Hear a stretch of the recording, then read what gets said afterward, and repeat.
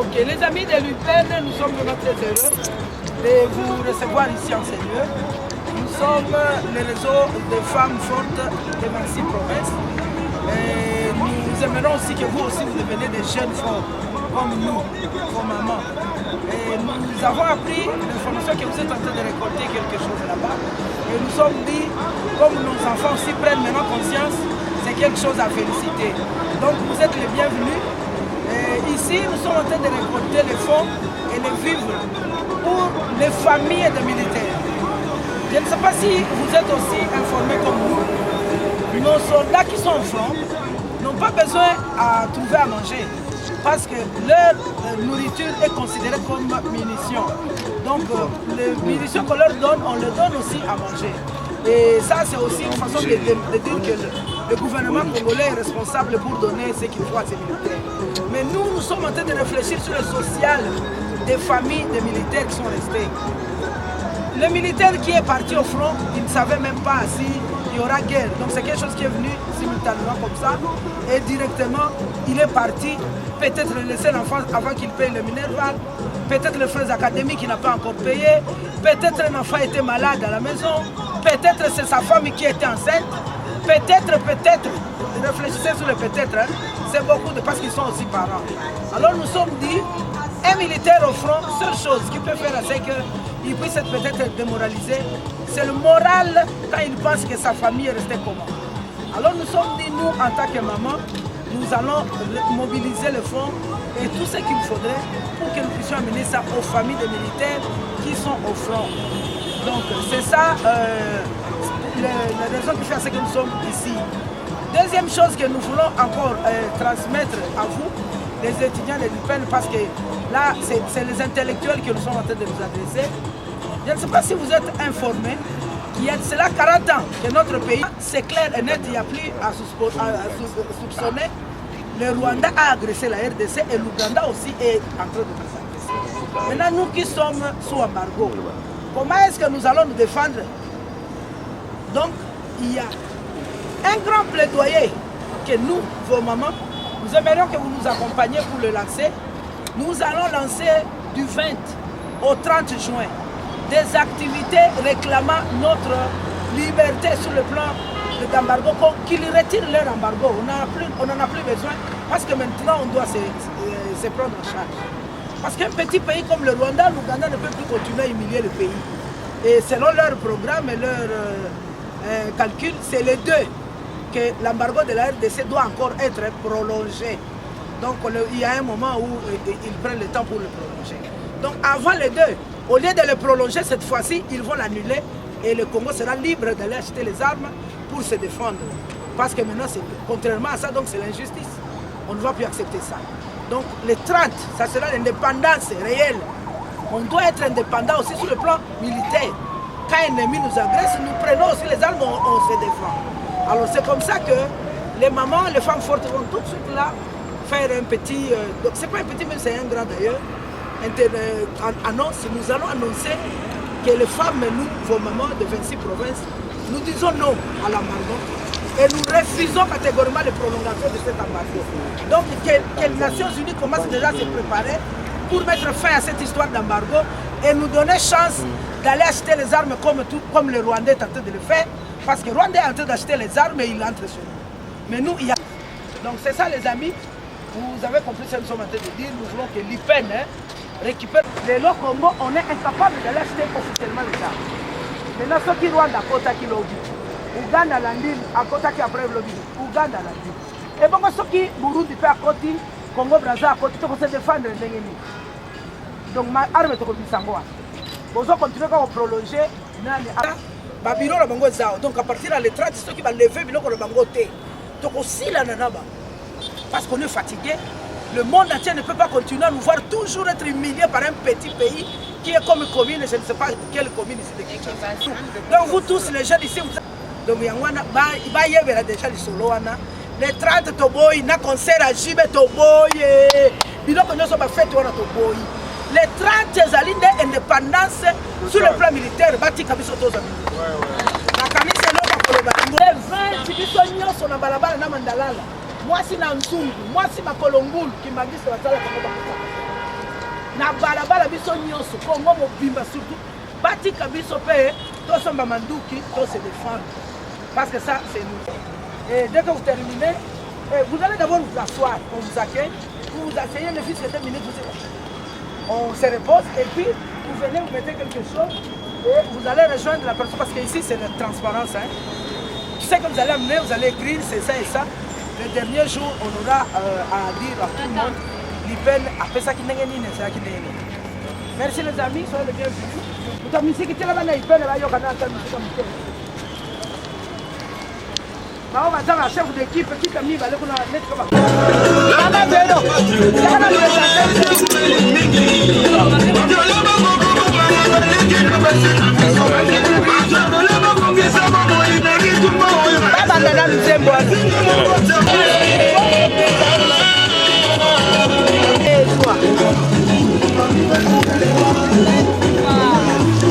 merci. Ok, kuna sababu sana discours to kozala na bino bolobi.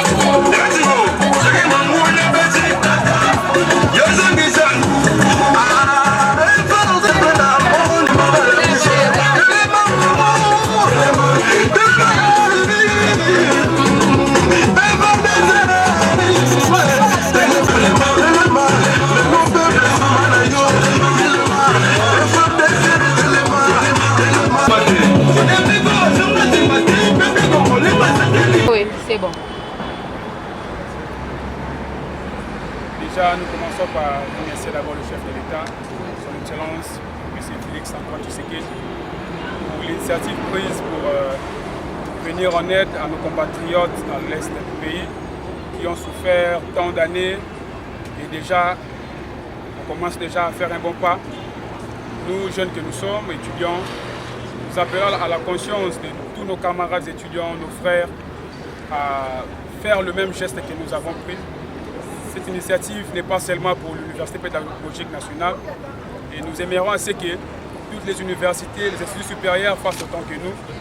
Nous devons être de cœur avec nos militaires qui sont en train de nous protéger, de nous soutenir afin que notre pays soit toujours parmi d'autres patries. Et là déjà, l'UPEN a fait son pas. Nous avons déposé les petits reins que nous avons récoltés. Vu que l'université procède à des contrôles des frais académiques, nous n'avons pas pu vraiment faire le mieux de nous, mais au moins nous avons fait un bon geste déjà qui pourra déjà soutenir quelques familles déjà. Et nous tenons à remercier la présence de tout un chacun de nous et aussi les membres de la comité et aussi à tous nos militaires. Je vous remercie. À Lingala, parce que nous bandina kosenga batondi ebele pa ya mokonzi na biso son excellence M. Antoine Félix Antoine Tshisekedi pour la initiative oyo azwi ya kosunga bandeko na biso na este ya mboka oyo bane ebele oyo biso nyonso toyebi basouffrir makasi na baguerre na bamakambo ebele. Alors président azwi idée wana ya kosunga bango biso mpe tosunga toujours bamilitaire na biso en tant que jeune oyo tozali na oyo ya moke oyo tokoki kozwa tolinga toujours to venir bango en aide to sengi pe na betudia nyonso ba camarades nyonso oyo basa ba jeune comme biso basa la ndenge moko na biso oyo to sali bala la te basa ya kolamuka oyo ya muke oyo ba omona ba bandeko na biso ba militaire ba famille na bango ba wasana kosa nango et c'est vraiment très ravissant il y a se présenter c'est vraiment un moment où il y a biso il y a faire un pas il y a soutenir bango et de relembater de continuer toujours ce qui temps et rosala ce qui possibilité rosala de continuer toujours dans l'action où il y a Totondi Asante kwa yote nini mlifanya, watu wenye walipanse kwa hii utumbi munene, hii nini munene mlifanya juu yetu sisi Kongo sa kama kuko kitu wa iko naonekana ni sisi wote tunatuko oblige kushimama.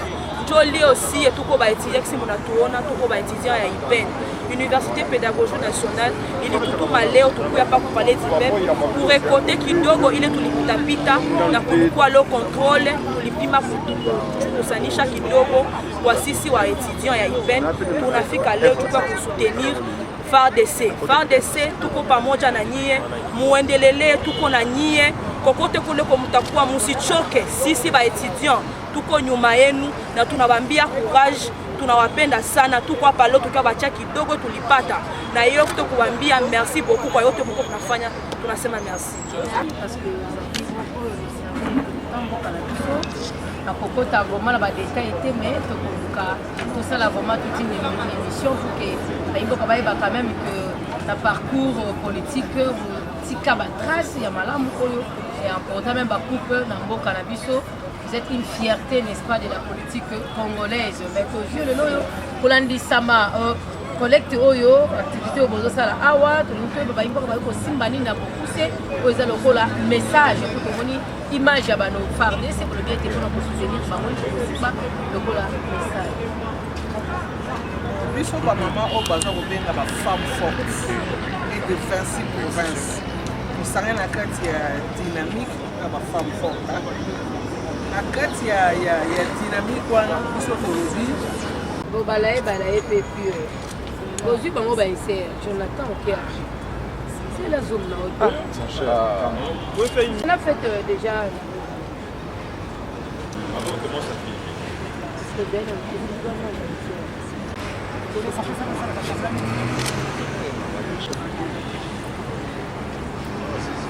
forte de 26 provinces de la RDC. Objet. Levée de l'embargo sur les armes contre la République démocratique du Congo. Les femmes fortes de 26 provinces de la RDC interpellent le Conseil de sécurité des Nations Unies et les autres pays occidentaux pour leur silence quelque peu complice par rapport à la situation sécuritaire dans la partie est de la RDC, qui perdure depuis plus près de 3 décennies. Nous constatons avec un grand regret la non-assistance d'un pays membre en danger suite à l'agression de ces pays. L'attitude adoptée par le Conseil de sécurité des Nations Unies de ne compter que les morts de ces génocides congolais sans pour autant décider la mise en place d'un tribunal international pénal pour juger et condamner les commanditaires nous laisse perplexes. Plus grave encore, depuis plus de 40 ans, la RDC est sous embargo sur les armes. Ce qui veut dire que la communauté internationale accepte que la RDC, un pays souverain, soit agressé par n'importe quel pays et que ces derniers restent sans moyen de défendre son intégrité territoriale. Ceci est inadmissible et cela nous pousse à croire qu'il s'agit d'un vaste complot international ourdi contre la RDC.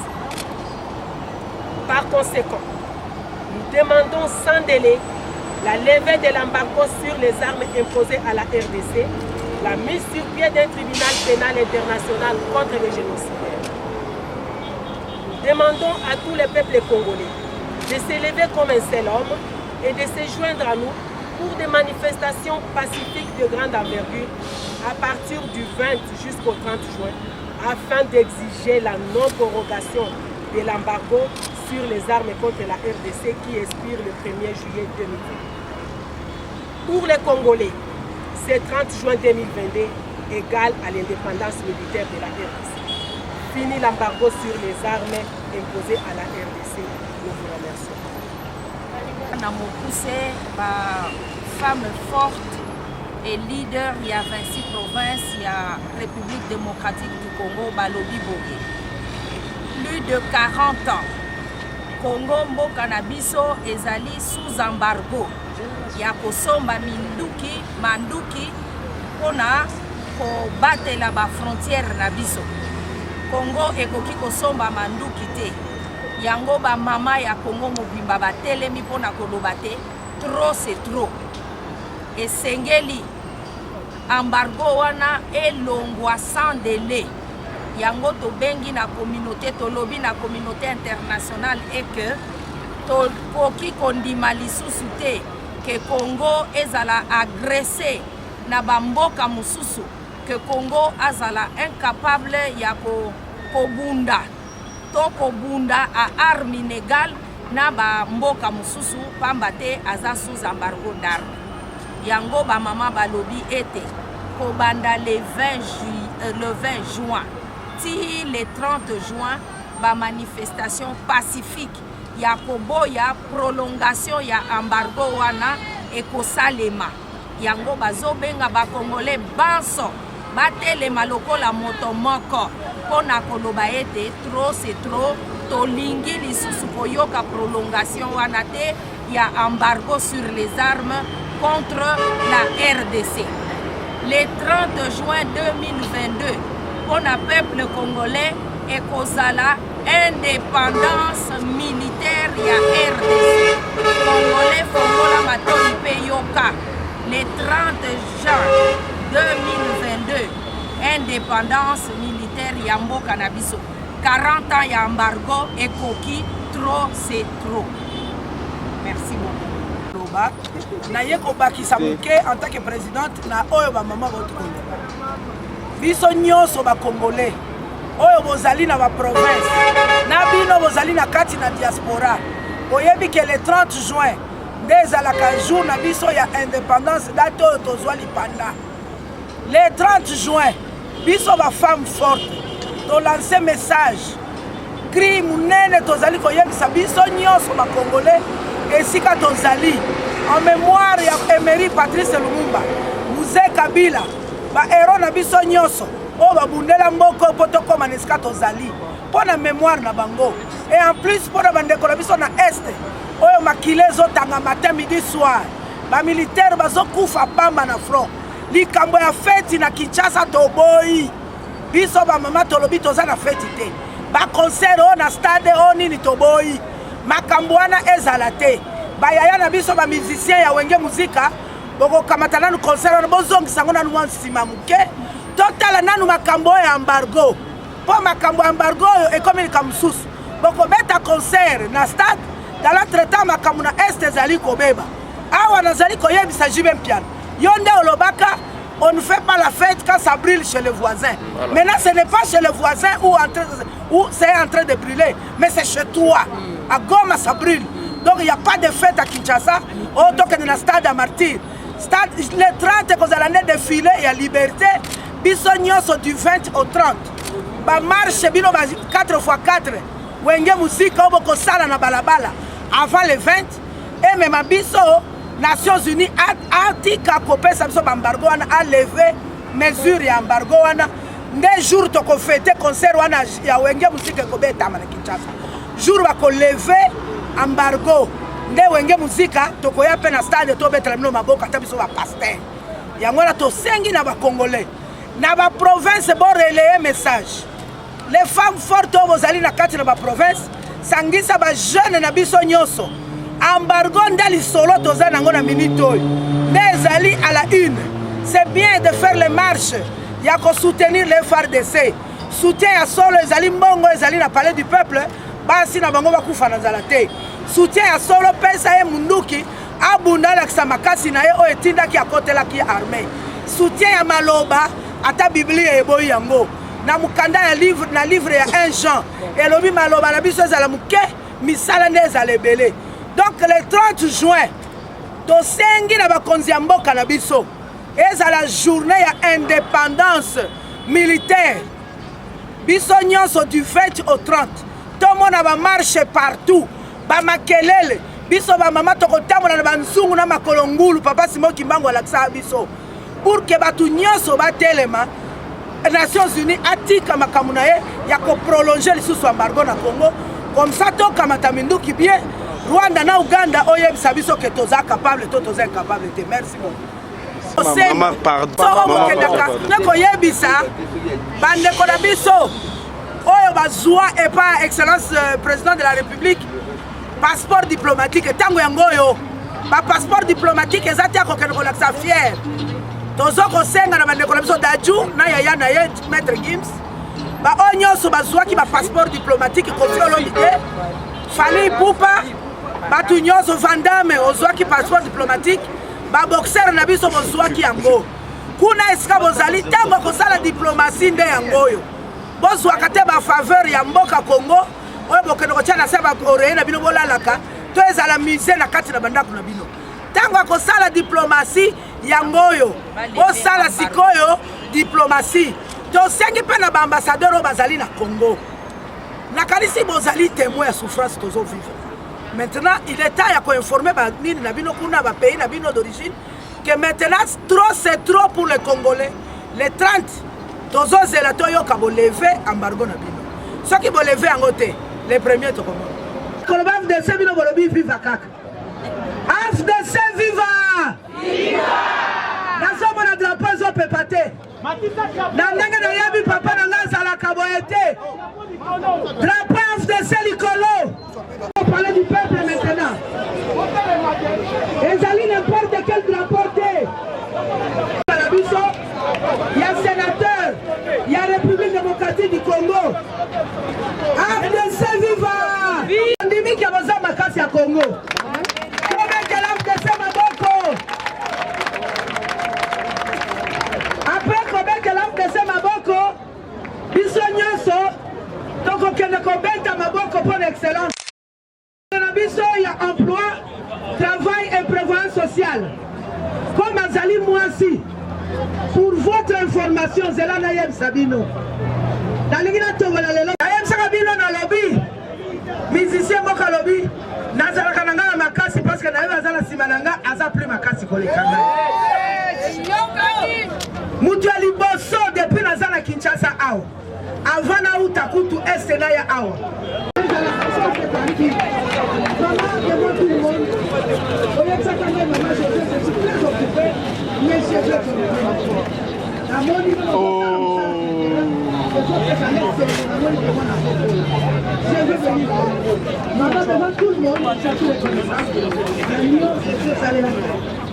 Femme et société civile, na kati ya femme photo zana ba femme ya ba parti politique nyonso ya union sacrée.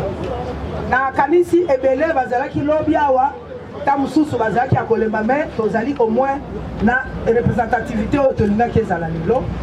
Nazo banana nous na CRD. Bango balobaka toko mona mboso na fa. Délégation ya IPN.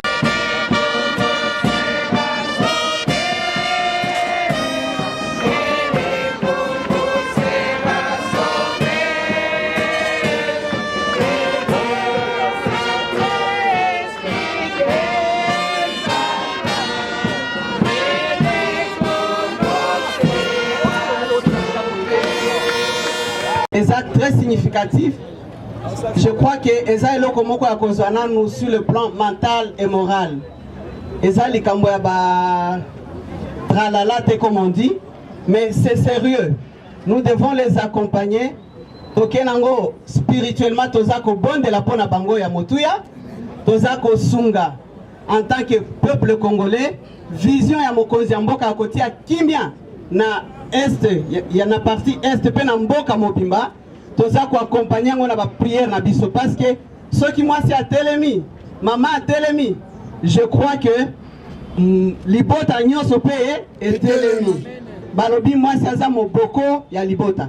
Na ko remercier mingi ba femme forte et sur leur tête, en leur tête na ko remercier maman José Auti Kolobebele mais toyebi kenzele zana moulaï tozo kende boete hein. Tout ce que je pouvais vous dire, c'est que vous pouvez compter sur nous. Comptez sur nous, pas uniquement comme être physique, mais comptez sur nos prières, comptez sur notre accompagnement. Bayoki ke tozo kende place boye, bango wana en tout cas AFDC. Makasi Congo.